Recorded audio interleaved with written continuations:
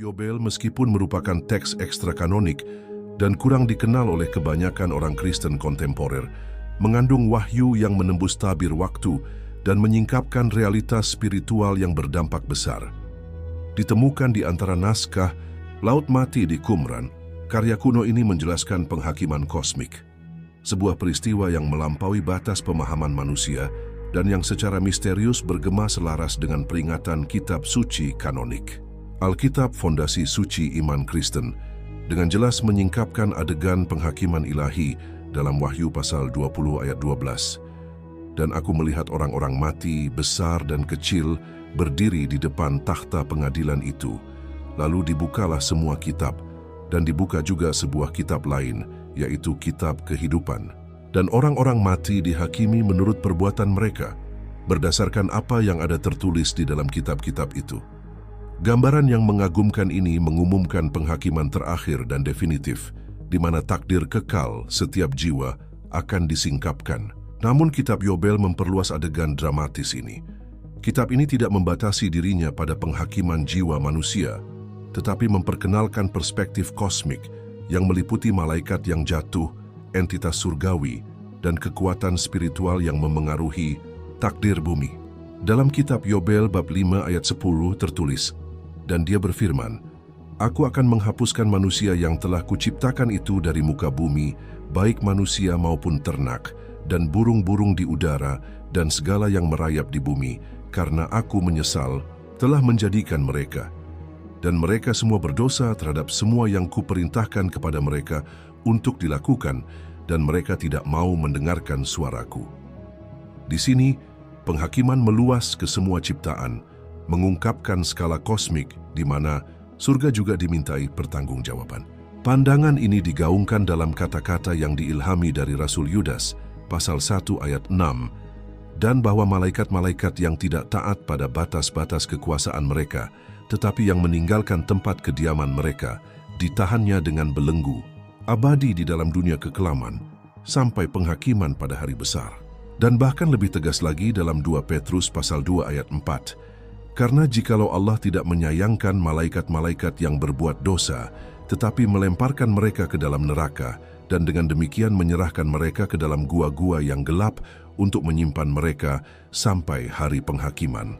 Wahyu-wahyu ini memicu seruan mendesak untuk kewaspadaan spiritual. Karena wahyu-wahyu ini bukan sekadar narasi simbolis, tetapi kebenaran spiritual yang membentuk sejarah dan takdir umat manusia.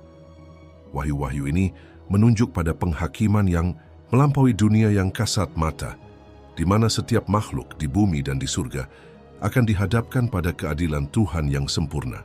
Naskah ini mengundang pemirsa untuk menyelami tema yang jarang dieksplorasi, tetapi sangat tepat waktu. Penghakiman kosmik yang diungkapkan dalam kitab Yobel, dan bagaimana hal itu terkait dengan nubuat Alkitab yang terus terungkap di zaman kita. Ini adalah panggilan untuk wahyu, persiapan, dan kesetiaan di hadapan Tuhan yang kekal, yang penghakimannya tidak dapat dihindari, adil, dan mulia. Konsep penghakiman dalam kitab suci biasanya dikaitkan dengan manusia, tindakan mereka, pilihan moral dan iman. Tetapi kitab Yobel dalam bahasanya yang keras dan spiritual mematahkan batasan ini dan memperkenalkan kita pada dimensi yang lebih tinggi, mengungkapkan bahwa bahkan para malaikat dihakimi oleh yang kekal. Wahyu ini megah dan pada saat yang sama menakutkan.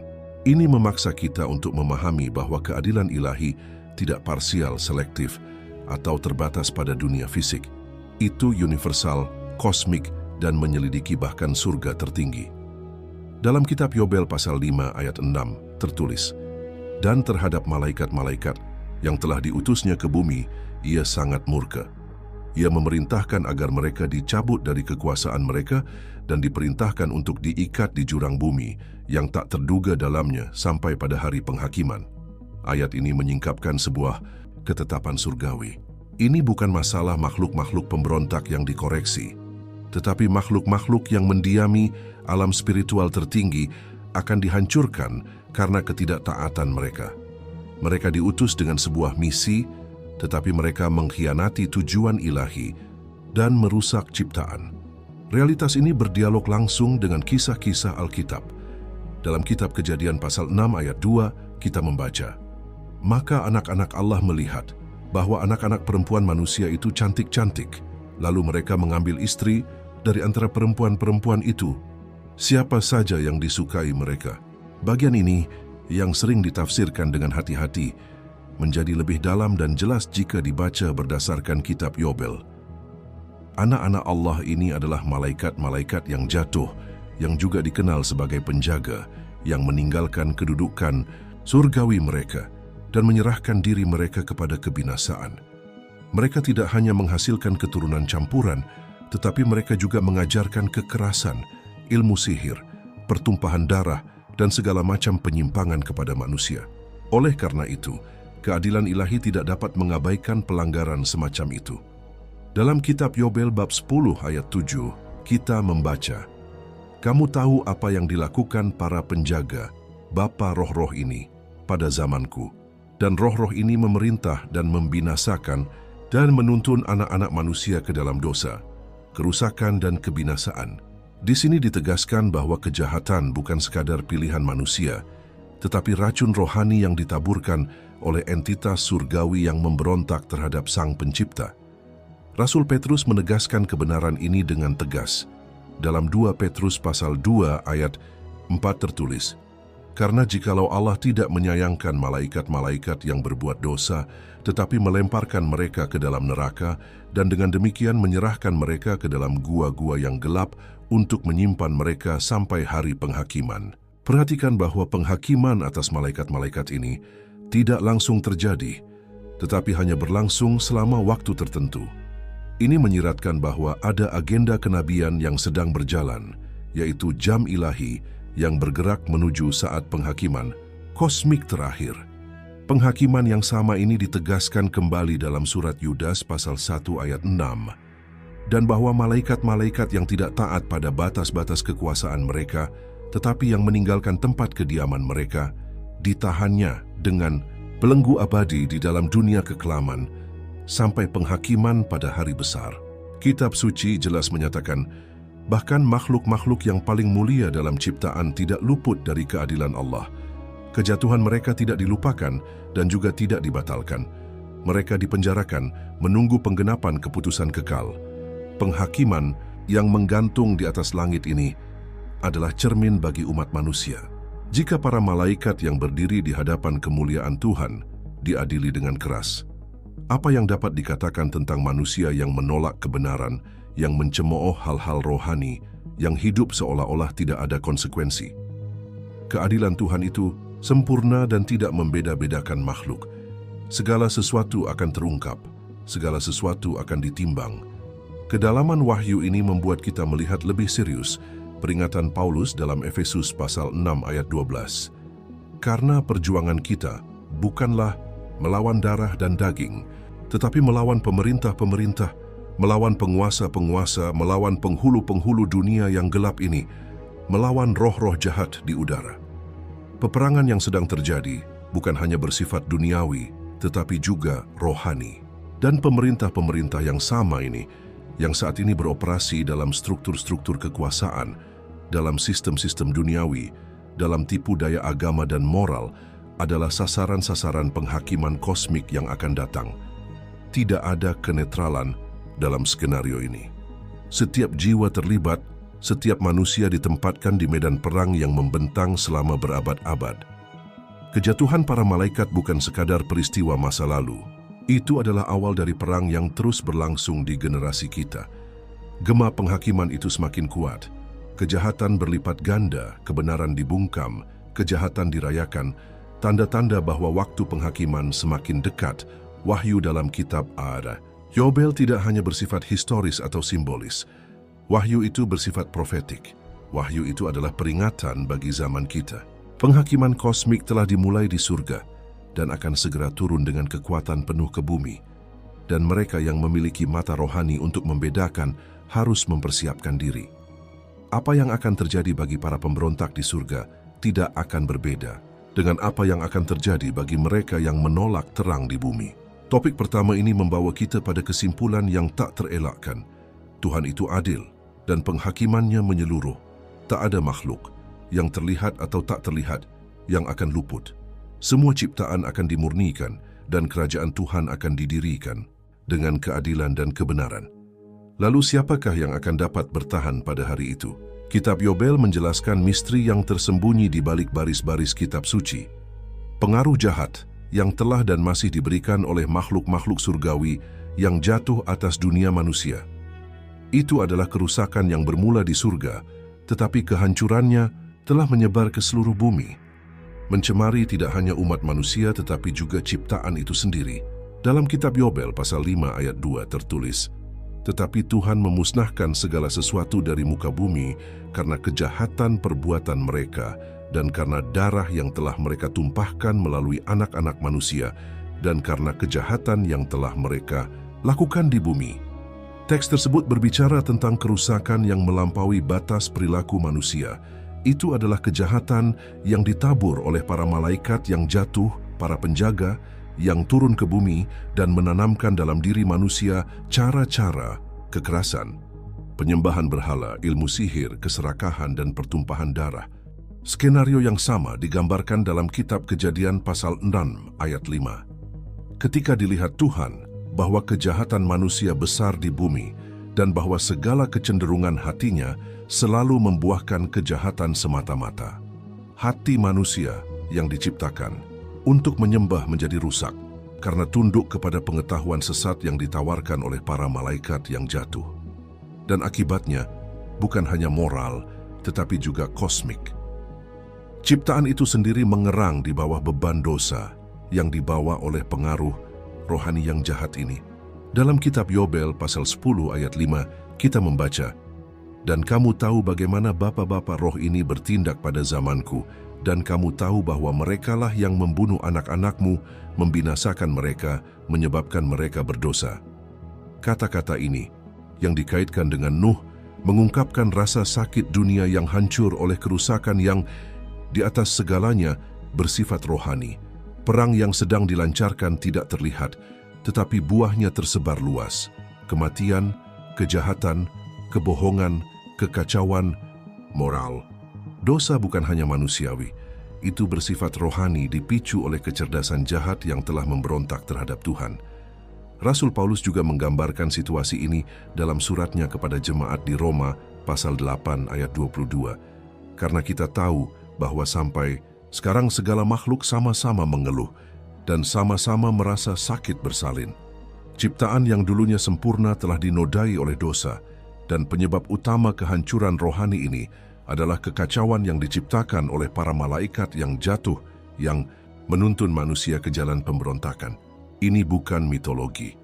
Ini adalah kebenaran spiritual mendalam yang diungkapkan oleh kitab-kitab kanonik dan teks-teks kuno seperti kitab Yobel.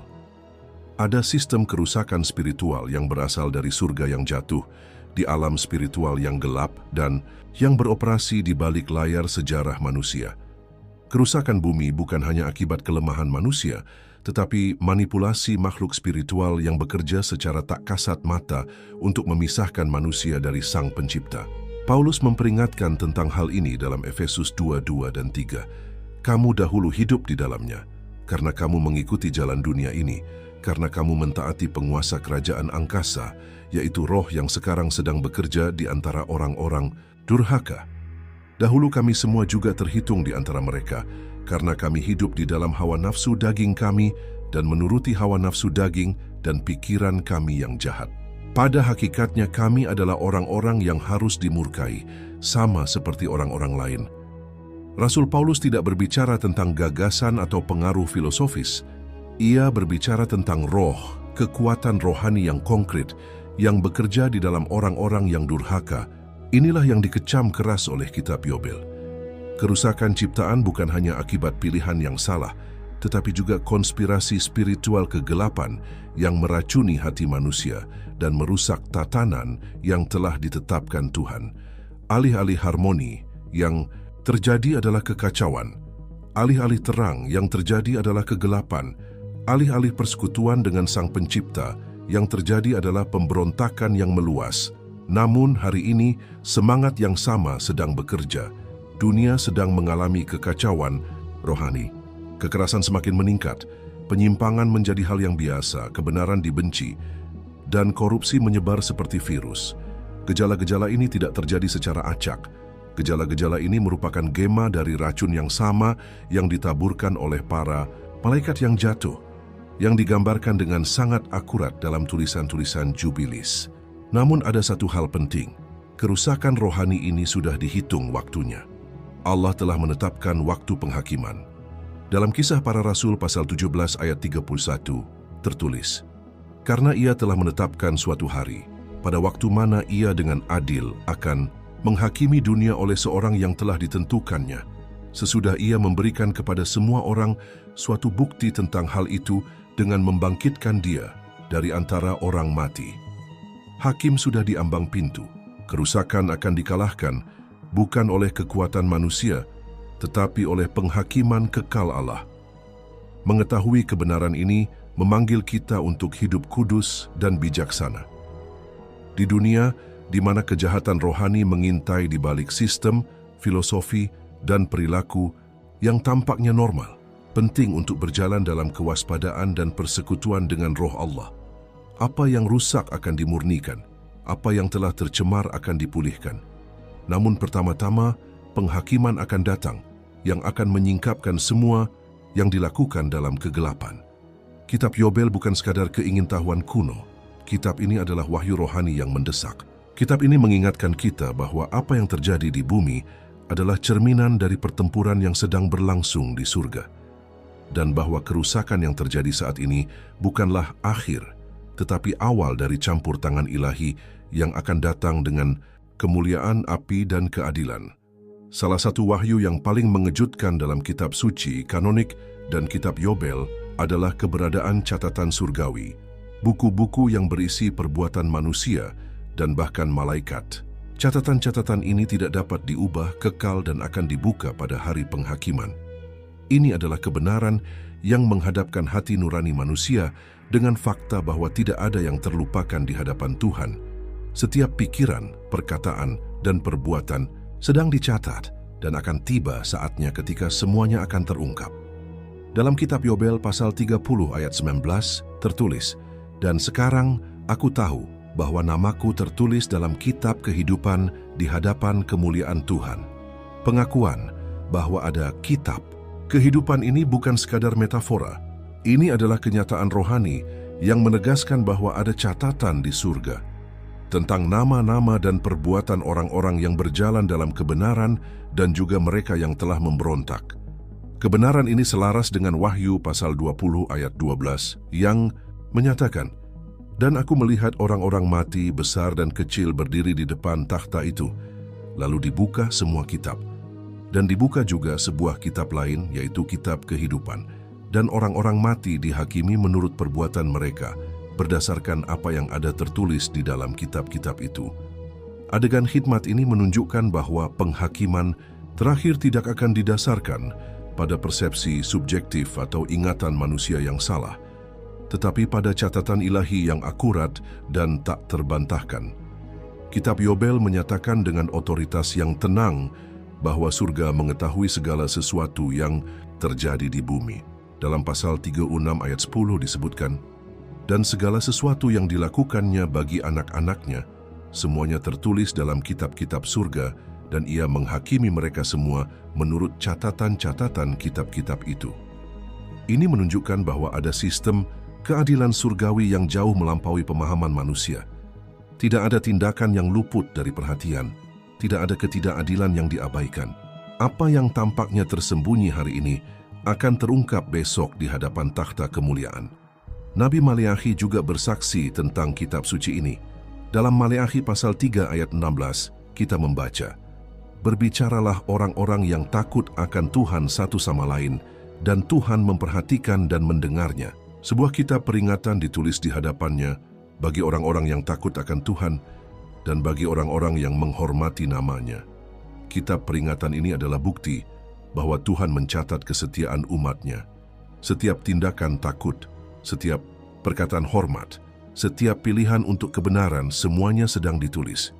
Penghakiman kosmik yang dijelaskan dalam kitab Yobel adalah pengadilan di mana tidak ada pengacara atau saksi eksternal, karena buku-buku berbicara sendiri. Waktu sekarang adalah waktu penulisan, masa depan waktu pembacaan.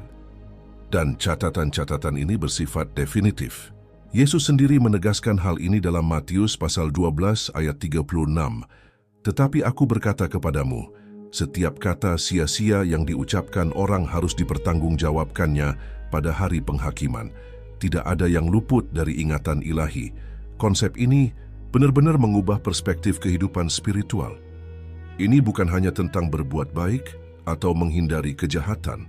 Ini tentang hidup dengan kesadaran terus-menerus bahwa ada mata surgawi yang mengawasi, telinga yang penuh perhatian mendengarkan, dan tangan yang tak terlihat mencatat. Kitab Yobel menegaskan dimensi surgawi ini dan memperjelas bahwa catatan itu bukan hanya tentang tindakan lahiriah, tetapi tentang niat hati. Pemazmur dengan rasa takut yang penuh hormat menyadari kenyataan ini ketika ia menyatakan dalam Mazmur 56:8, sesak sedihku engkaulah yang menghitung-hitung, air mataku kau taruh ke dalam kirbatmu. Bukankah semuanya itu ada dalam kitabmu? Bahkan air mata orang benar pun dicatat. Tidak ada yang tidak berarti di mata Tuhan yang kekal. Keadilan yang tampaknya tertunda saat ini sedang dipersiapkan dengan saksama. Karena Tuhan akan menghakimi menurut catatan, bukan menurut apa yang tampak. Dari wahyu ini menjadi jelas bahwa kehidupan rohani tidak dapat dijalani dengan santai atau enteng. Kekudusan harus dipupuk bukan sebagai ritual keagamaan, tetapi sebagai respons sadar terhadap kenyataan bahwa setiap orang sedang diawasi dan bahwa segala sesuatu akan disingkapkan. Paulus yang menulis kepada jemaat di Korintus dengan jelas memperingatkan dalam 2 Korintus pasal 5 ayat 10. Sebab kita semua harus menghadap takhta pengadilan Kristus, supaya setiap orang memperoleh apa yang patut diterimanya, sesuai dengan yang dilakukannya dalam hidupnya ini, baik ataupun jahat. Kitab Yobel kemudian menunjuk pada kenyataan yang sama seperti kitab suci kanonik, penghakiman yang tak kenal ampun dan adil berdasarkan catatan yang tidak dapat diubah. Dan bukan hanya manusia tetapi juga malaikat yang jatuh akan dihakimi oleh kitab-kitab ini.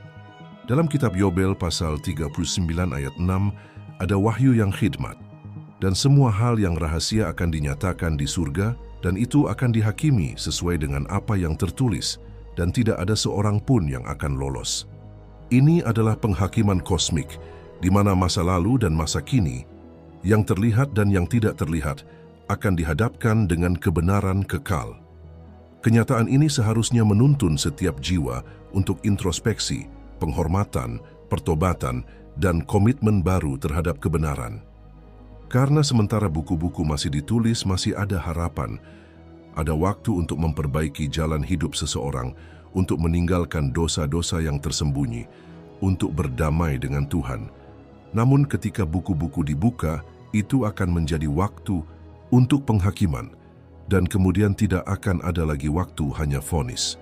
Salah satu wahyu yang paling khidmat dan sekaligus membingungkan yang terkandung dalam kitab Yobel adalah bahwa penghakiman ilahi tidak hanya jatuh pada para malaikat yang jatuh atau pada bangsa-bangsa kafir. Orang-orang pilihan itu sendiri, mereka yang dipercayakan dengan perintah-perintah, ketetapan-ketetapan, dan kesaksian-kesaksian yang maha tinggi, juga berada di bawah pengawasan penghakiman surgawi. Tidak ada hak istimewa yang membebaskan mereka dari perhitungan. Pemilihan ilahi adalah suatu kehormatan, tetapi juga merupakan suatu tanggung jawab. Kitab Yobel pasal 23 ayat 19 menyajikan kita dengan pernyataan yang gamblang dan tajam. Dan akan terjadi apabila orang Israel melupakan perintah-perintah dan hidup menurut kekejian bangsa-bangsa lain dan menyimpang dari jalan kebenaran, maka penghakiman akan menimpa mereka seperti atas bangsa-bangsa lain, dan mereka tidak akan mendapat perbedaan. Di sini ditetapkan prinsip rohani yang tidak dapat dinegosiasikan. Keadilan Allah tidak berat sebelah. Mereka yang mengetahui kebenaran akan diadili dengan lebih keras. Petrus dalam surat pertamanya pasal 4 ayat 17 menggemakan prinsip yang sama ini ketika ia menyatakan, karena sekarang telah tiba saatnya penghakiman dimulai dan pada rumah Allah sendiri yang harus pertama-tama dihakimi. Dan jika penghakiman itu dimulai pada kita terlebih dahulu, bagaimanakah kesudahannya dengan mereka yang tidak menaati Injil Allah? Pertanyaan Rasul itu bukan sekadar retorika, melainkan sebuah peringatan. Umat Allah, mereka yang membawa terang, akan diperiksa terlebih dahulu. Karena dari mereka yang kepadanya banyak diberi, akan banyak dituntut. Kitab Yobel menjelaskan dengan jelas bahwa dari generasi ke generasi, keturunan Abraham tidak selalu setia pada perjanjian. Dalam kitab Yobel pasal 1 ayat 8, Allah berfirman kepada Musa, "Mereka akan melupakan segala perintahku dan segala hukumku, dan akan hidup seperti bangsa-bangsa lain dan beribadah kepada Allah-Allah mereka." Di sini kita melihat ramalan nubuat tentang kemurtadan, yaitu berpaling dari kekudusan untuk menyerap kejahatan bangsa-bangsa lain. Ketidaksetiaan ini tidak luput dari perhatian surga. Ketidaksetiaan ini mengundang penghakiman. Alkitab menegaskan pola ini di seluruh narasinya. Para nabi terus-menerus diutus untuk memperingatkan Israel tentang penyimpangan mereka dari perjanjian. Yeremia pasal 2 ayat 13 mencatat keluhan Allah, "Sebab 2 kali umatku berbuat jahat, mereka meninggalkan aku, sumber air hidup, untuk menggali kolam bagi mereka sendiri, yaitu kolam yang bocor yang tidak dapat menahan air." Umat pilihan itu menukar Allah yang hidup dengan sistem manusia, berhala, aliansi politik, dan praktik keagamaan yang hampa. Perilaku inilah yang dikecam kitab Yobel. Kitab ini bukan penghakiman atas orang-orang yang tidak tahu, tetapi atas mereka yang mengetahui hukum. Orang-orang yang seharusnya menjadi terang bagi bangsa-bangsa telah menjadi kegelapan. Mereka yang seharusnya menaati ketetapan-ketetapan Tuhan telah menjadi bersalah karena melakukan pencemaran. Dan mengingat hal ini, penghakiman tidak dapat dielakkan. Tuhan Yesus sendiri telah memperingatkan tentang hal ini dalam Injil Lukas pasal 12 ayat 47. "Dan hamba yang tahu akan kehendak tuannya, tetapi tidak mempersiapkan diri dan tidak melakukan apa yang diinginkan tuannya, akan menerima banyak pukulan." Peringatan ini ditujukan langsung kepada mereka yang memiliki pengetahuan akan kebenaran, tetapi tidak mengamalkannya. Penghakiman akan sepadan dengan terang yang diterima. Dalam kitab Yobel pasal 24 ayat 32 dikatakan, "Terkutuklah semua orang yang menyimpang dari perintah-perintah dan ketetapan-ketetapan yang telah kuperintahkan kepadamu untuk dilakukan, dan tidak akan ada belas kasihan bagi mereka." Ini adalah penghakiman yang berat, bukan karena kurangnya kasih ilahi, tetapi karena kekerasan hati orang-orang yang memiliki akses kepada kebenaran dan membencinya. Penolakan terhadap perjanjian tidak hanya mendatangkan disiplin, tetapi juga kutukan jika tidak ada pertobatan. Kebenaran yang sama ini ditegaskan kembali oleh Yesus ketika berbicara kepada orang Farisi. Dalam Matius pasal 23 ayat 28, ia menyatakan, "Demikian juga kamu secara lahiriah akan tampak benar bagi orang lain, tetapi di dalam kamu penuh kemunafikan dan pelanggaran hukum." Penampilan religius bukanlah perisai terhadap penghakiman ilahi. Tuhan melihat hati dan Dia tidak tertipu oleh formalisme atau tradisi kosong. Oleh karena itu, penghakiman kosmik yang diungkapkan dalam kitab Yobel bukanlah sesuatu yang jauh atau eksklusif bagi para malaikat atau orang jahat. Penghakiman itu dimulai tepat di tempat yang seharusnya paling suci, di antara umat Allah. Dan kebenaran ini tetap hidup hingga saat ini. Gereja kontemporer seperti Israel kuno menghadapi risiko mengabaikan perjanjian, menyesuaikan diri dengan dunia, merelatifkan dosa, dan dengan melakukan itu, gereja mendekati penghakiman yang sama. Rasul Paulus dalam Roma pasal 11 ayat 22 memberikan kata-kata yang seimbang. "Karena itu perhatikanlah kemurahan Allah dan juga kekerasannya, yaitu kekerasan atas orang-orang yang telah jatuh, tetapi atas kamu kemurahan Allah, yaitu jika kamu tetap dalam kemurahannya. Jika tidak, kamu pun akan dipotong juga." Disinilah panggilan untuk berjaga-jaga.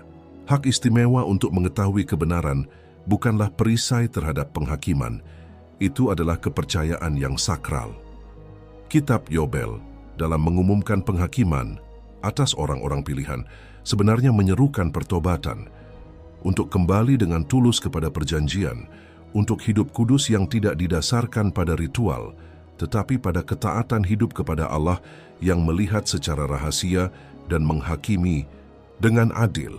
Karena penghakiman bukanlah akhir dari cerita. Bagi mereka yang bertobat, itu adalah awal dari pemulihan. Kitab Yobel tidak hanya berbicara tentang masa lalu atau masa kini, ia memproyeksikan ke masa depan. Masa depan ditandai oleh suatu peristiwa yang tak terlukiskan, penghakiman kosmik terakhir. Penghakiman ini tidak akan terbatas pada bumi, tetapi akan mencakup semua dimensi ciptaan. Dari para malaikat pemberontak dan orang-orang jahat, hingga struktur-struktur spiritual tersembunyi yang beroperasi di alam surgawi. Apa yang akan datang adalah penyesuaian definitif dari timbangan Allah, di mana segala sesuatu akan dihadapkan dengan keadilannya yang sempurna. Dalam kitab Yobel pasal 23 ayat 26 tertulis, "Dan pada hari-hari terakhir akan terjadi hukuman yang besar atas perbuatan-perbuatan manusia, dan perbuatan-perbuatan mereka akan dihakimi menurut ukuran, dan banyak orang akan dihukum dan dibinasakan." Ayat ini memberikan terang yang jelas tentang akhir zaman. Akan ada penghakiman kolektif, global, dan tidak dapat diubah. Perbuatan-perbuatan akan diukur, tidak ada yang akan direlatifkan. Tidak akan ada lagi ruang untuk pembenaran atau alasan. Keadilan yang maha tinggi akan dinyatakan dengan api dan kemuliaan. Nubuat ini digaungkan dengan luar biasa dalam Wahyu pasal 14 ayat 7, di mana sebuah pernyataan malaikat terdengar, "Takutlah akan Allah dan berikanlah kemuliaan kepadanya, karena saat penghakimannya telah tiba. Sembahlah Dia yang telah menjadikan langit dan bumi, laut dan mata air." Seruan dari surga adalah agar manusia berbalik kepada penciptanya, karena waktu untuk mengambil keputusan sudah hampir habis. Urgensi yang sama ini dirasakan dalam kitab Yobel, yang mengantisipasi saat ketika kekudusan tidak lagi menjadi pilihan, tetapi persyaratan untuk bertahan hidup pada hari Tuhan. Kitab Yobel pasal 1 ayat 24 menunjuk kepada masa ini dengan ketepatan rohani. "Dan aku akan mengumpulkan mereka dari segala bangsa, dan mereka akan mencari aku dengan kebenaran dan iman yang besar, dan aku akan ditemukan oleh mereka apabila mereka mencari aku dengan segenap hati mereka dan dengan segenap jiwa mereka." Di sini terungkap bahwa bahkan dalam menghadapi penghakiman akan ada pertobatan dan pengembalian. Sisa-sisa akan diselamatkan, bukan karena jasa tetapi karena kehancuran sejati dan iman yang hidup. Hari ini, kita melihat panggung dunia sedang dipersiapkan untuk pertarungan terakhir ini. Bangsa-bangsa sedang kacau, moral sedang runtuh, perang, rohani semakin memanas, dan kemurtadan menyebar bahkan di antara mereka yang mengaku beriman. Semua ini adalah tanda-tanda yang jelas bahwa kita sedang mendekati saat-saat terakhir. Paulus menulis dalam 2 Timotius pasal 3 ayat 1, "Ketahuilah bahwa pada hari-hari terakhir akan datang masa yang sukar. Masa-masa sudah sulit. Kegelapan rohani semakin meningkat, namun demikian juga dekatnya penghakiman." Yesus Kristus ketika menjawab tentang tanda-tanda akhir zaman, berkata dalam Matius pasal 24 ayat 12, "Dan karena makin bertambahnya kedurhakaan, maka kasih kebanyakan orang akan menjadi rendah, akan menjadi dingin." Kedurhakaan bukan hanya praktik dosa, tetapi juga normalisasi kejahatan, pelembagaan penyimpangan, dan ketidakpedulian terhadap kebenaran. Dan semua ini ada di depan mata kita. Kedinginan rohani adalah salah satu indikator terbesar bahwa bumi sedang dipersiapkan untuk penghakiman surga. Kitab Yobel menyebut periode ini sebagai waktu pemisahan. Orang benar akan dibedakan dari orang jahat. Orang setia akan dikumpulkan dan mereka yang memberontak akan dihukum.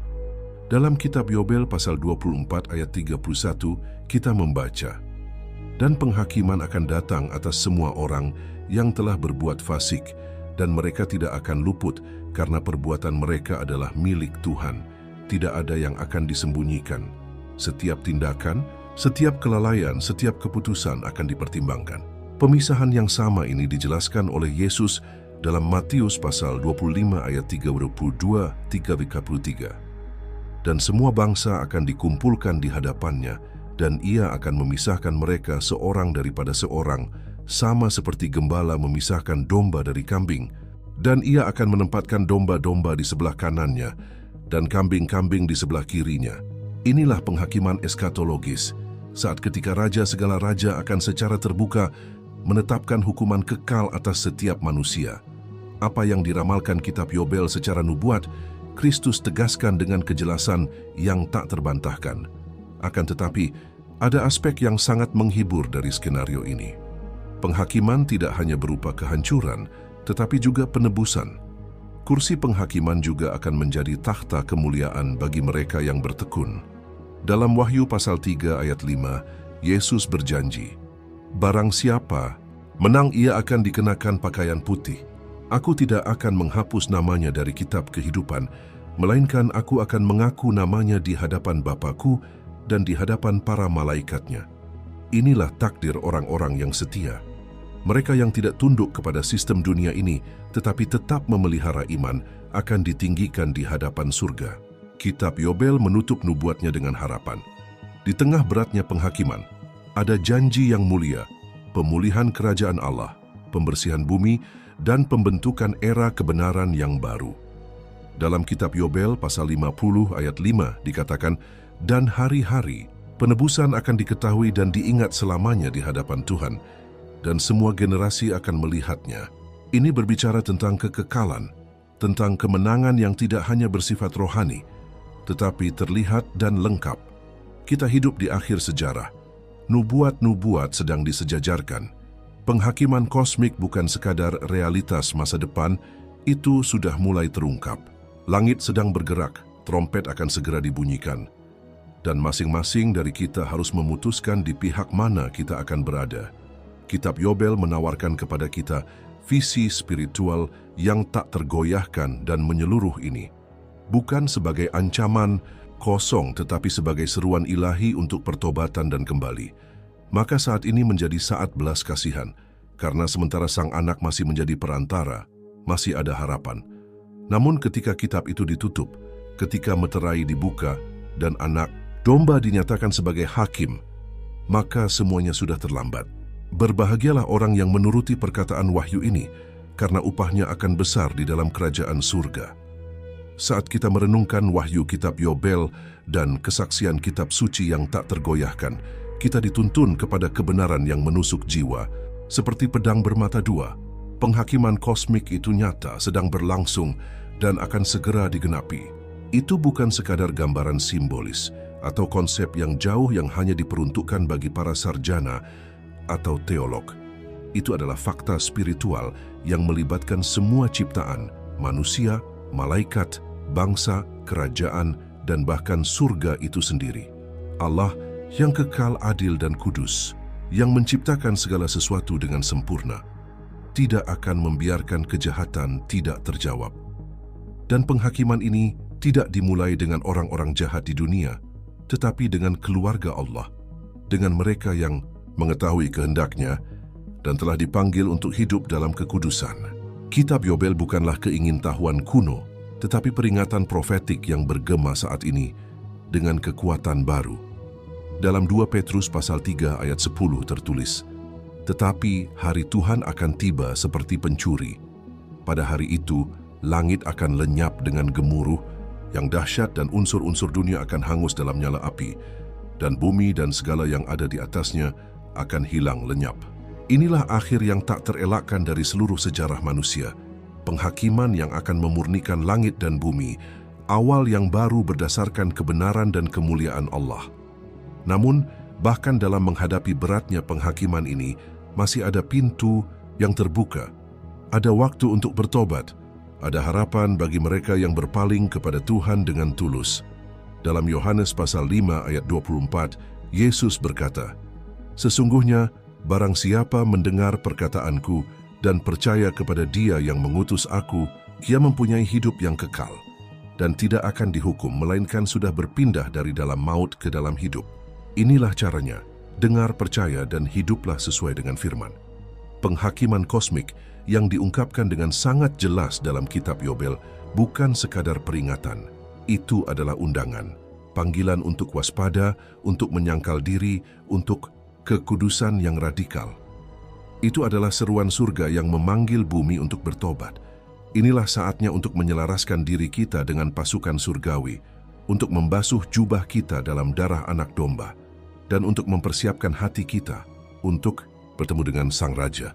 Semoga pesan ini tidak dilupakan atau ditunda. Semoga setiap kata bergema seperti terompet dalam roh mereka yang mendengarnya.